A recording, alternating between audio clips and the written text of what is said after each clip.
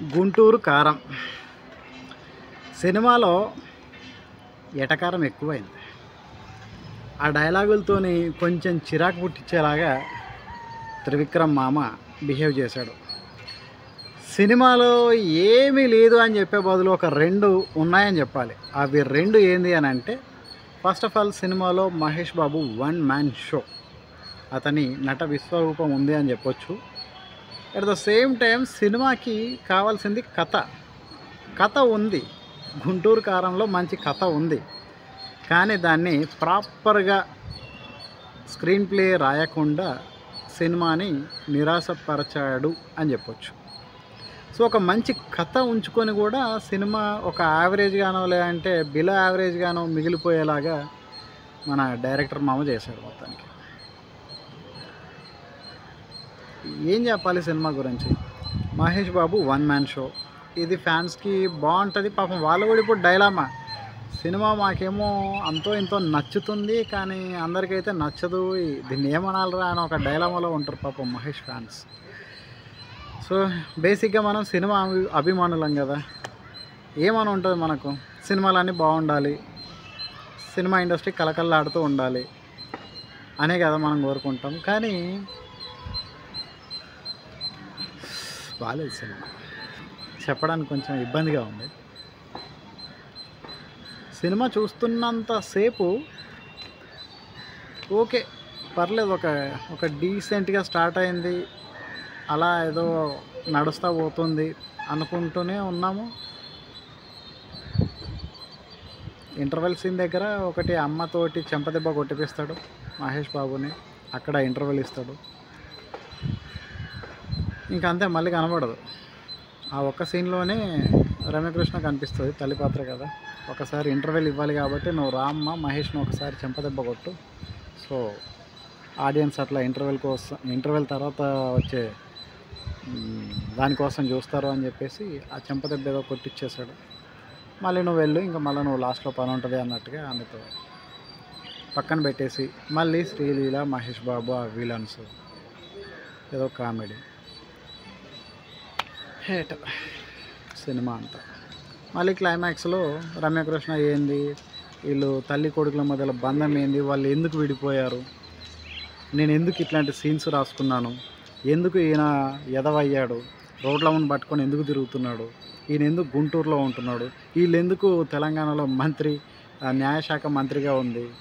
So ఇట్లాంటివన్నీ మనకు clarity ఇచ్చే ప్రయత్నం చేస్తాడు. బట్ అప్పటికే ఆడియన్స్ విసిగిపోయి ఉన్నారు అంతే. అప్పటికే విసిగిపోయి ఉండడం వల్ల నిజంగా చెప్తున్నా కదా, పరిస్థితి ఎట్లుంటుందంటే, నేను ఒక నమ్మకంతో చూసిన సినిమా, త్రివిక్రమ్ మ్యాజిక్ ఏదో ఉంటుంది, సో ఓపిక్గా క్లైమాక్స్ వరకు చూద్దాం. అక్కడ ఏదో లేనిది ఇక్కడ ఇంత ఇదిగా వెళ్ళడు, ఇంత కాన్ఫిడెంట్గా, ఇంత ఎటకారంగా అయితే ఉండదు సీన్స్. ఇలా తీసుకెళ్తున్నాడు అని అంటే సంథింగ్ ఎక్కడో ఆయనకు కావాల్సిన బలమైన కథ రాసుకునే ఉంటాడు. ఆ సీన్స్ కోసమని వెయిట్ చేస్తూ ఉంటే ఓకే ఆ సీన్ వచ్చేసింది, క్లైమాక్స్ వచ్చేసింది, ఎస్ మంచి క్లైమాక్స్ పడింది అని అనిపించింది నాకైతే. బట్ అప్పటికే ఆడియన్స్ కోలుకోలేనంత స్థితికి ఇలా పడిపోయారు పాపం. ఆ స్థితి నుంచి ఒక మంచి క్లైమాక్స్ సీన్ వచ్చిన తర్వాత కూడా ఇదే కథ సరేలే అని ఇలా అయిపోయారు పాపం. అంటే వాళ్ళకు ఇంకా అప్పటికే వాళ్ళు పూర్తి డౌన్ అయ్యేసరికి ఆ వచ్చిన ఆ క్లైమాక్స్ ఆ కథ ఏదో తెలిసినా కూడా ఇంకా ఓకే మంచి సినిమానే అని ఇట్లా పుంజుకోలేకపోయారు పాపం. ఆడియన్స్ అలాగే డల్గానే బయటికే వచ్చేసారు. అది కానీ వాస్తవం చెప్తున్నా, మంచి కథ బాగుంది, ఆ ట్విస్టులు బాగుంది. మంచి కథను కూడా చెడగొట్టుకోవడం ఏదో నాకు అర్థం కావట్లేదు. మంచి కథ లేక సినిమాలు ఫ్లాప్ అవుతుంది ఇప్పటిదాకా మనకు తెలిసిన విషయం. మంచి కథ ఉంచుకొని కూడా చెడగొట్టుకోవడం ఏందో మరి ఎట్లా ఉంది అని అంటే, అజ్ఞాతవాసి నుంచి మొదలు ఆలా వైకుంఠపురం, అంతకుముందు అత్తారింటికి దారేది, అక్కడి నుంచి ఈ లైన్ వచ్చింది. సో ఇటు తిప్పి అటు తిప్పి అటు తిప్పి ఇటు తిప్పి దీంట్లో ఏం చేశాడు అని అంటే, తల్లి కొడుకులు సెంటిమెంట్ ఓకే, బట్ వీళ్ళిద్దరు విడిపోవాలి, మనం ఇంటికి రప్పించాలి, తలుపులు మూయించాలి, తెరిపించాలి, ఇవన్నీ జరగాలంటే ఏదో ఉండాలి కదా అని చెప్పేసి ఏం చేశాడు తెలివిగానంటే ఒక రాజకీయం పాయింట్ పెట్టుకున్నాడు. ఓకే పాయింట్ పెట్టుకున్నాడు, అందులో సరిగ్గానే ఇమిడింది. కులం మీద ఒకటి సెటైరికల్గా బాగానే చూపించే ప్రయత్నం చేశాడు.